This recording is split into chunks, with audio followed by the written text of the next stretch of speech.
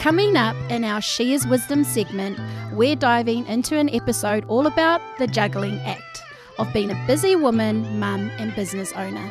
Welcome to Raise Woman, the podcast, where we are all about raising up purposed, positioned and prepared women while exploring topics in faith, life and the marketplace. I am your host Tash, and I'm very, very glad that you could all join us today. Without further ado, I would like to welcome our guest today, Sarah, to the show. Welcome, Sarah. Hi, Tash. Thanks for having me today. We're thrilled to have Sarah here. She is the talented business owner of Moonshot Creative. She is the creator behind our logo for Raised Women, and she's a powerhouse when it comes to brand and design services, from illustration to custom logos. With years of experience both nationally and internationally, Sarah's work speaks for itself. But beyond her impressive skill set, she's a woman of faith, a loving mother, and a true advocate for empowering others through creativity. We can't wait to hear her journey and insights today on the Juggling Act. Thanks once again, Sarah. Thanks, Tash. Would you like just to share a little bit about your background, your line of work, how you got involved in this area with our audience? Yeah, so my business is called Moonshot Creative, and I'm a graphic designer. And I create brand for business, and I help businesses connect to their visual communication materials.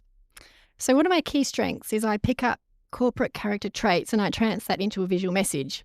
And this can take form as logos, advertisements, presentations, publications, and websites. I'm really attracted to pulling out those things in business and making them and helping it come into the tangible for people in business. Yeah, so anything's possible. Yeah, and I really enjoyed creating your logo. Thanks.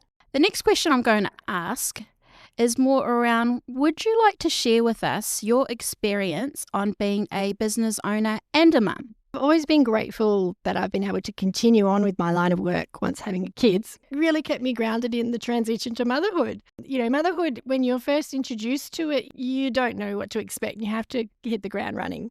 But graphic design is something that I knew, and when I could always, it was like a break. It became a break for me. Work became a place where I could re-energize, be inspired, and it really anchored me, especially when navigating the early years of having babies. What have been some of your biggest challenges in terms of, I guess, being a business owner, doing something you love, and also being a mum? I think the biggest challenge is mentally switching between work and being a mum, because they're two completely different things. And once I'm in my workspace of mind, I'm in full momentum and I find it very hard to stop. I think the overcoming part for me is becoming more streamlined in transitioning between the roles. And I try to keep really clear boundaries. So once the kids are home, I stop and then I dig into connecting to the kids and their needs. Why was it that you chose to do graphic design, working for yourself instead of contracting into somebody? I didn't actually set out to start being a business owner, but I started out working in lots of different areas. So it started out in advertising. That was the first job that I had in Subiaco. And then I moved on to overseas. I did my 2-year working visa in London. Then I did lots of backpacking throughout Europe. But as a means of income, I was in London and taking on lots of freelance work. So I was introduced to the world of freelancing in London. And I would say that having the London experience really kind of opened up my world to understanding that I could apply the graphic design skills to every single area, every sector, and, you know, a variety of projects. So it just gave me the confidence to see that whatever was thrown my way, I could take it on. What are some things that you wish you may have known earlier when it's come to the space of managing being a mum and a business owner? I think in a lot of ways, there's things that we don't know and we're not meant to learn early. We kind of find out once we decide what route we're going to take. It's always a bit of a surprise. But I think what I learned is I really need to believe in my own instinct, as well as at the same time keep the doors open to be learning from others. And often I get asked from other designers to give me my opinion on their work. And I often refrain from over-advising other designers. But this is because I respect their own process and I don't want to disrupt it. More so, I just try and encourage them in their own process that they will come out with the outcome that they need. Have there ever been some moments where you've felt quite overwhelmed when it's come to work and your home life and then the middle ground with all of that? Yeah, for me, I was thinking about there's two types of overwhelm. There's overwhelm, which is avoidance because it's a new thing that you're going to do. And then there's overwhelm because it's an overload kind of overwhelm. You've just taken on too much. You don't know where to start. I think if it's an avoidance, then I've really learned you've got to lean into it, because on the other side is a deep satisfaction that you'll otherwise miss out on. But if it's overload because there's just too much, then I think it's always just learning new ways of working smarter and stopping and slowing down so that you can speed up again.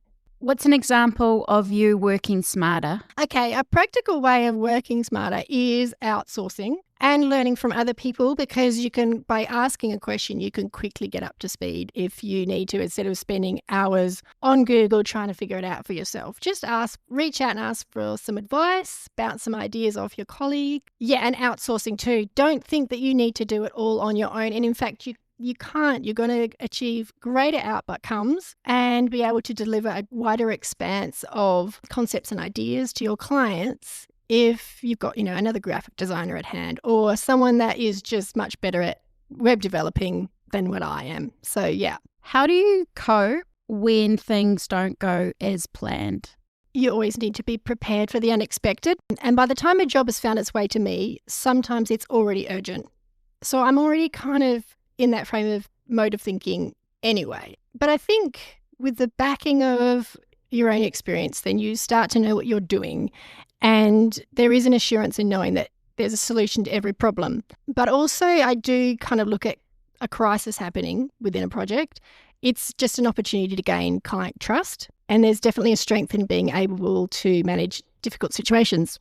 What is your metric of success when it comes to business and then also as a mum? I think with kids, it's ever changing. I do try my best to map out what I think can best meet their needs as individuals and in aspects of their lives. But I just think one metric is if they can remain open and feel they can ask me anything, then that's a success to me. But like I said, the metric changes, and ultimately the goal is just to equip them the best I can for them to have their own wings one day. Yeah. In some ways, this is what I also bring to my clients. So each client is different, and I pay attention to what kind of working style suits them. And at the end of this, the metric of success is the level of customer satisfaction. I love leaving a client with the experience of refreshment and that they can feel they can entrust me with their projects. What mindset shifts have been key to your success as a mum and business owner? I think that there's a series of mind shifts, but one of them would be you just need to take full responsibility and accountability for projects, because that creates trust. And also to be malleable with ideas. Don't personally get attached to a certain idea or concept. Just remain objective, and because I think by doing that you can keep your clients' interests best at heart. And how do you build yourself up to remain grounded, to still be able to perform and be present in all your roles? I've got to put a limit on things. So I could easily get carried away in one way or the other. So there's really just a time for work and a time to play. I found also that while you're working in different roles, while you're doing one, you're naturally actually getting rest from the other because you're using different skill sets. So when you don't actually have the time to rest, then you have to learn to rest within what you're doing. What skills, being a mum, have helped you in business and also vice versa? Skills as being as a mum really helped me in business, probably because I became more understanding and I could relate on a broader level with business relationships. And perhaps you also get a bit more grace in certain areas because you gained that through being a mum. What practical tools and supports help you in juggling mum life, being a business owner, and also still being a woman? I think it's really important to have different kind of supports in different areas. So I've got my mum and I've got a social group that's just for me and no kids. I've got the support of mums from the kids at school, and I've got my church and our Connect group. And then there's colleagues that I can reach out to for advice. And then there's also general business networking. And then on top of that, there's always new people to meet, and they can always give you a new perspective on things. And what does support and self-care look like for you? In terms of self-care and slowing down, it's really got to do with just connecting with myself again. And that could be just cooking myself breakfast, a wholesome breakfast, and really slowing down for it, not being speedy about it. I've also got a little blow-up spa that I just bought, and just going in that and just relaxing and pampering myself there. Or it could just be simply taking the dog for a walk and getting out to nature, because I think, the sounds and just being able to get out in the fresh air, to me, that's just a quick way of looking after myself. Yeah. So that's your stop, reset, and breathe. Yeah. Regarding faith, which is how I actually met you, how is your faith woven into your roles, in your opinion? Constantly using faith through both of those roles. And I guess especially in times, my faith develops most strongly when sometimes there's been no actual evidence and the opposite's true. I think in both of those roles, that's the times when God's hand has been so evident. And it might be favor from a place that I didn't earn. In fact, it's always a place that I didn't earn, and it's always from unexpected places, something that I didn't set up for myself. Which I guess is how your faith grows stronger, the evidence of things unseen. Yeah. What passages in particular in the Bible do you draw strength from? My passages change all the time, but at the moment and at the beginning of the year, I would say Jeremiah 29:11. For I know the plans I have for you, plans to prosper you and not to harm you, plans to give you a hope and a future. And for me, it just demonstrates the kindness of God, planning down to every detail. He's got the foresight to think ahead for me and behind me and beside me, and he's got the best interests at heart for me. And then there's Lamentations 3:22-23. His mercies never come to an end. They are new every morning. Great is your faithfulness. And those are just words of refreshment and renewal for me, because it's just every day. It's just a new beginning in the old one. It's a new slate, white cleaned, and there's blessings that are awaiting me within the pockets of the morning. What keeps your faith strong when things aren't always easy or things aren't going to plan? So I would say my strongest point would be gratefulness. It's just so simple and it's so effective. I would just go back and recount all the tiniest things that I'm grateful for and all the testimonies that have been fulfilled in my life. And by the time I'm finished that, I'm filled up again.